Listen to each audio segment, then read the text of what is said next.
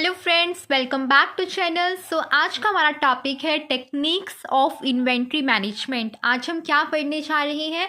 आज हम total 5 techniques पढ़ने जा रहे हैं किस चीज़ की? इन्वेंट्री को मैनेज करने की। ठीक है, कि एक फर्म किस तरह से किन किन टेक्निक्स का यूज़ कर अपनी इन्वेंट्री को मैनेज कर सकती है, वो सारी टेक्निक्स आज हम डिस्कस करेंगे। टोटल 5 हैं। उन 5 का नाम क्या है? सबसे पहली जो हम डिस्कस करेंगे वो है reorder point and safety stock. ठीक है, दैट्स द फर्स्ट टेक्निक जो आज हम पढ़ने जा रहे हैं। ठीक है, सेकंड वन जो हम पढ़ेंगे वो है हमारी इकोनॉमिक ऑर्डर क्वांटिटी। देन हम देखेंगे एबीसी एनालिसिस को, then inventory turnover ratio and in the last the ageing schedule of inventory. ठीक है, तो ये है हमारी टोटल 5 टेक्निक्स जिनको आज हम पढ़ेंगे in detail one by one. तो स्टार्ट करते हैं। सबसे पहली टेक्निक जो हमारे पास गिवन है वो क्या है? The reorder point and safety stock. Reorder point वो पॉइंट है या फिर आप कह लीजिए वो इन्वेंट्री लेवल है at which an order should be placed for replenishing the current stock of inventory. ठीक है, जब एक ऑर्गेनाइजेशन इस पॉइंट को हिट करती है, मतलब कि ये इंडिकेशन है कि कंपनी को क्या करना है, अब रीप्लेनिश करना है अपना स्टॉक इन्वेंट्री का। रीप्लेनिश मतलब कि टू रीफिल।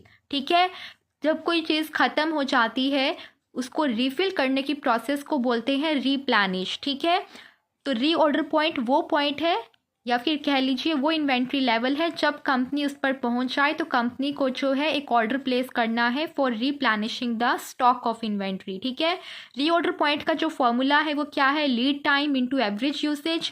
लीड टाइम का मतलब वो time period between the date of placing the order and the date of receiving the delivery.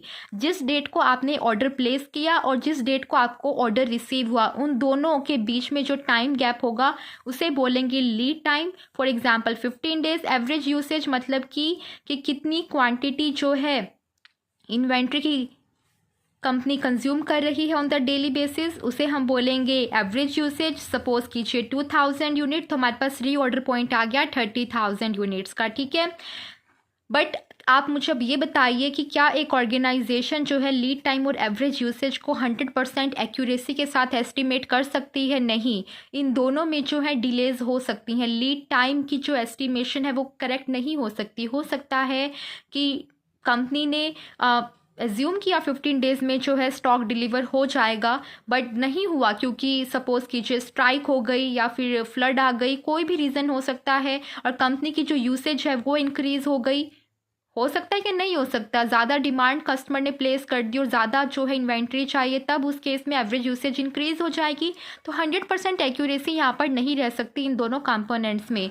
ठीक है, और इसी के कारण कंपनी को जो है हमेशा कुछ सेफ्टी स्टॉक लेकर चलना चाहिए ताकि वो जो है खुद को प्रोटेक्ट कर सके against the stock out position. ठीक है, तो सेफ्टी स्टॉक कैसे डिटरमाइन कर सकती है एक organisation? By establishing balance between the storage cost and the stock out cost. ठीक है, कि मटेरियल को स्टोर करने की कॉस्ट क्या आ रही है, और अगर मटेरियल ना हो ऑर्गेनाइजेशन में तो क्या कॉस्ट कंपनी को इनकर करनी पड़ेगी। उन दोनों के बीच में जब एक कंपनी बैलेंस इस्टेब्लिश कर पाएगी, उस लेवल ऑफ स्टॉक को हम बोलेंगे सेफ्टी स्टॉक। ठीक है, तो रीऑर्डर पॉइंट जो कंपनी को कैलकुलेट करना है, उसको कैसे कैलकुलेट करना है? Lead time into average usage plus safety stock की। उसे जो है कुछ सेफ्टी स्टॉक भी हमेशा मेंटेन कर चलना है अगर उसे अपनी इन्वेंट्री को एफिशिएंटली मैनेज करना है। सेफ्टी स्टॉक कौन सा स्टॉक है? जो कंपनी को प्रोटेक्ट करने में हेल्प करेगा against the stock out situations. ठीक है, तो ये था हमारे पास पहली टेक्निक। अब हम सेकंड टेक्निक की तरफ मूव करते हैं। सेकंड टेक्निक हमारे पास है economic order quantity. Economic order quantity क्या है? इकोनॉमिक ऑर्डर क्वांटिटी वो क्वांटिटी है मटेरियल की for which order should be placed when the inventory level comes down to the reorder point. हमने अभी देखा रीऑर्डर पॉइंट 30,000 यूनिट्स का जो है कंपनी का रीऑर्डर पॉइंट था लास्ट एग्जाम्पल में। जब इन्वेंट्री लेवल 30,000 पर पहुंच गया है, मतलब कि कंपनी को ऑर्डर प्लेस करना है। अब क्वेश्चन ये उठता है, ये तो कह दिया, ये तो बता दिया कि ऑर्डर प्लेस करना है, किस लेवल पर प्लेस करना है, बट किसी ने ये तो बताया नहीं कि वो ऑर्डर कितनी क्वांटिटी का प्लेस करना है, कौन सी क्वांटिटी जो है इकोनॉमिक होगी, किस क्वांटिटी को इकोनॉमिक ऑर्डर क्वांटिटी बोला जाएगा। तो वो डिटरमाइन करने में हमारी ये टेक्निक हेल्प करेगी। ये टेक्निक कहती है कि उस क्वांटिटी को इकोनॉमिक ऑर्डर क्वांटिटी बोला जाएगा जहां पर एक बैलेंस इस्टेब्लिश हो जाएगा between the ordering cost and the carrying cost. ये दो तरह की कॉस्ट है। कैरिंग कॉस्ट तो होती है स्टॉक को मेंटेन करने की जो कॉस्ट होती है, जैसे आपने इन्वेंट्री परचेज कर ले, आपने उसको जो है मेंटेन कर रखा है अपने गोडाउन में, तो गोडाउन का जो रेंट जा रहा है वो आपकी कैरिंग कॉस्ट है। और ऑर्डरिंग कॉस्ट क्या होती है? गुड्स को ऑर्डर करने की कॉस्ट। ठीक है, अब आपने जब ऑर्डर प्लेस किया तो कुछ क्लैरिकल एक्सपेंसेस ही नकर किए होंगे ऑर्गेनाइजेशन ने, तो वो एक्सपेंसेस जो है ऑर्डरिंग कॉस्ट है कंपनी की। ठीक है, तो जहाँ पर इन दोनों कॉस्ट के बीच में एक बैलेंस इस्टेब्लिश हो जाए वहाँ पर जो है हमारी इकोनॉमिक ऑर्डर क्वांटिटी हमें मिल जाती है। ठीक है, इकोनॉमिक ऑर्डर क्वांटिटी को कैलकुलेट करने का हमारे पास एक फॉर्मूला रहता है और वो कुछ इस तरह से है। Economic order quantity is equal to √2 × A × O divided by C। यहाँ पर A क्या है? Annual purchase requirement in units, O क्या है? ऑर्डरिंग कॉस्ट पर ऑर्डर, और C क्या है? Carrying cost per unit. ठीक है, तो अगर आपके पास ये तीनों कंपोनेंट्स की वैल्यू है तो आप इस फॉर्मूला में पुट कीजिए और आपके पास आपकी इकोनॉमिक ऑर्डर क्वांटिटी आ जाएगी। ठीक है, तो ये थी हमारे पास सेकंड टेक्निक जिसने हमें ये बताया कि इकोनॉमिक ऑर्डर क्वांटिटी किस तरह से एक ऑर्गेनाइजेशन डिटरमाइन कर सकती है। थर्ड टेक्निक की तरफ मूव करते हैं। थर्ड टेक्निक यहाँ पर लिखी है ABC एनालिसिस। ABC एनालिसिस जो है ये टेक्निक है of controlling different items of inventory. ये क्या कहती है? ये टेक्निक कहती है कि एक ऑर्गेनाइजेशन में डिफरेंट आइटम्स जो है मेंटेन की जाती हैं। ठीक है, और हर आइटम की जो है अपनी अलग इम्पॉर्टेंस होती है, इक्वल इम्पॉर्टेंस नहीं होती बल्कि डिफरेंट इम्पॉर्टेंस होती है। डिफरेंट इम्पॉर्टेंस क्यों होती है? क्योंकि हर एक आइटम की जो कॉस्ट है या फिर कह लीजिए जो वैल्यू है वो डिफ़र करती है, वो डिफरेंट होती है।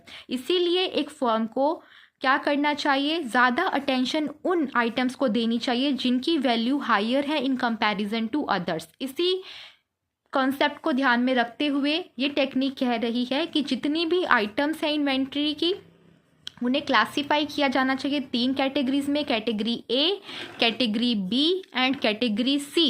ठीक है, और कैटेगराइज जो किया जा रहा है वो किस बेसिस पर किया जा रहा है? On the basis of the cost involve. ठीक है, जिन आइटम्स की कॉस्ट सबसे ज़्यादा है उनको A क्लास में प्लेस करो, जिनकी कॉस्ट सबसे कम है उन्हें C क्लास में, और जिनकी कॉस्ट A और C के बीच में है उन्हें B क्लास में प्लेस करो। ठीक है, तो इस तरह से कंपनी को पता चल जाएगा कि उसे किस लेवल का कंट्रोल जो है एक्सरसाइज करना है ऑन द डिफरेंट आइटम्स। ठीक है, तो जो आइटम्स A क्लास से बिलोंग करेंगी उनके ऊपर सबसे ज़्यादा कंट्रोल जो है कंपनी को एक्सरसाइज करना है। ठीक है, क्योंकि वहाँ पर सबसे ज़्यादा कंपनी का पैसा लगा हुआ है, और C वाले पर मिनिमम अटेंशन देनी है और B वाले पर अटेंशन A से कम देनी है बट C से ज़्यादा देनी है। ठीक है, तो इस तरह से एक कंपनी को ये पता चल जाएगा कि उसे जो है किस लेवल का कंट्रोल जो है एक्सरसाइज करना है on the different type of items. ये थी थर्ड टेक्निक। मूव करते हैं फोर्थ टेक्निक की तरफ।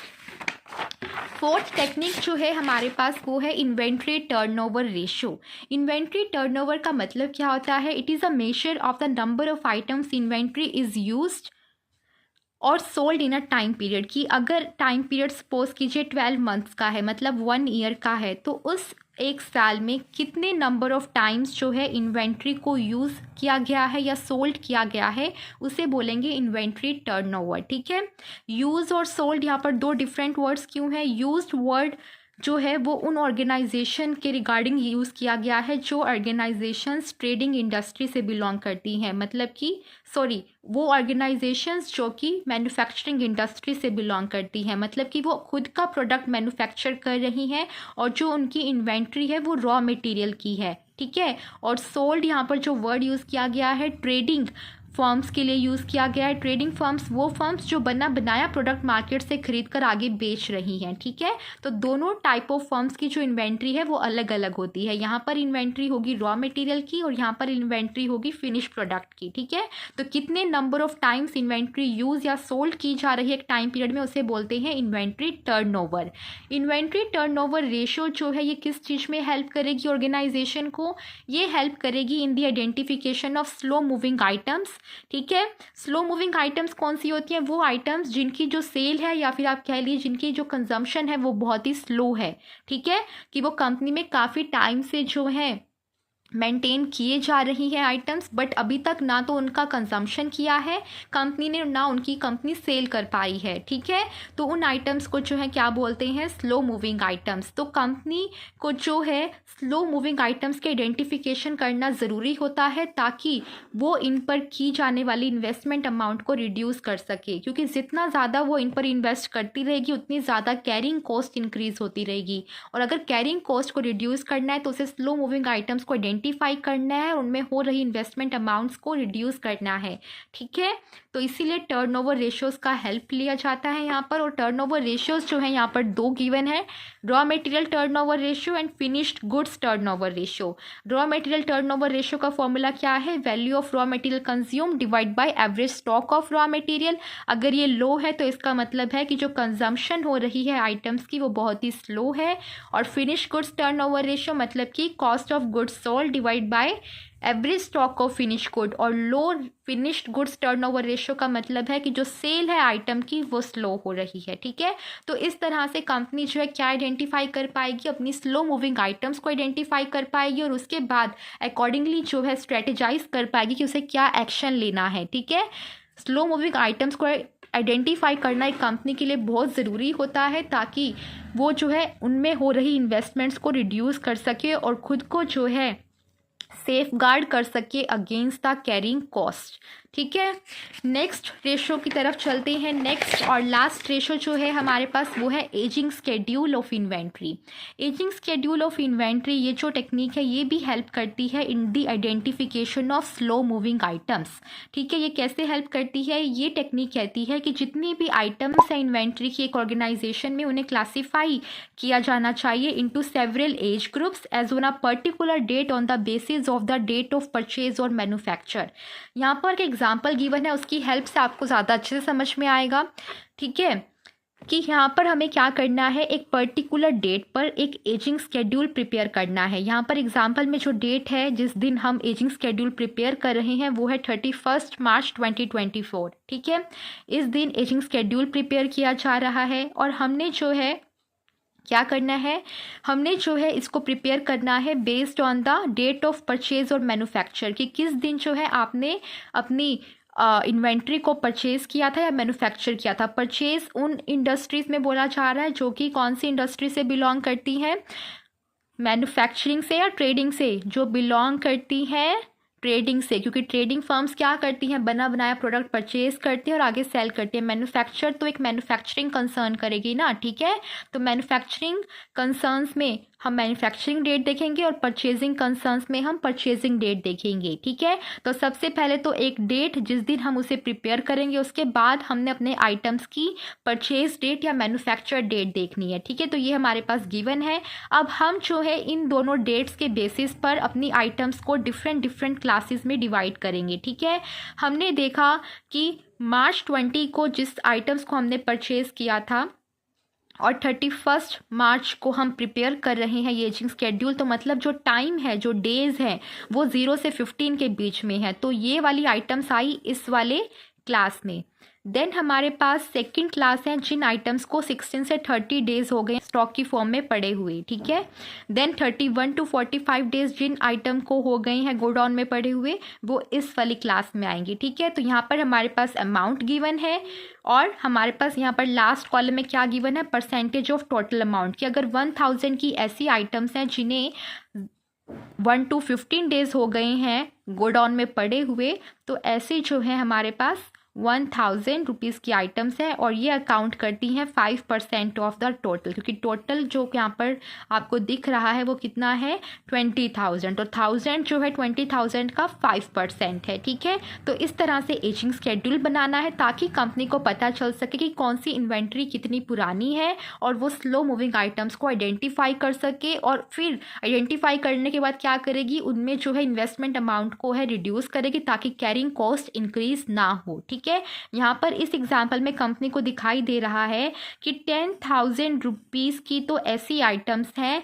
जिनको इन्वेंट्री की फॉर्म में पड़े हुए 61 या फिर उससे ज़्यादा जो है डेज हो गए हैं, बट अभी तक ना तो उनको किसी ने कंज्यूम किया है और ना ही उनको जो है सेल किया है। ठीक है, तो ऐसी आइटम्स को जो है कंपनी को क्या करना है, अपने जो है फोकस में लेना है, उन पर एक्सरसाइज करना है, एक स्ट्रिक्ट कंट्रोल। ठीक है, ताकि वो जो है खुद को बचा सके against the increasing carrying cost. ठीक है, तो इस तरह से जो है ये टेक्निक ने भी कंपनी को हेल्प किया स्लो मूविंग आइटम्स को आइडेंटिफाई करने में और अल्टीमेटली अपनी इन्वेंट्री को मैनेज करने में।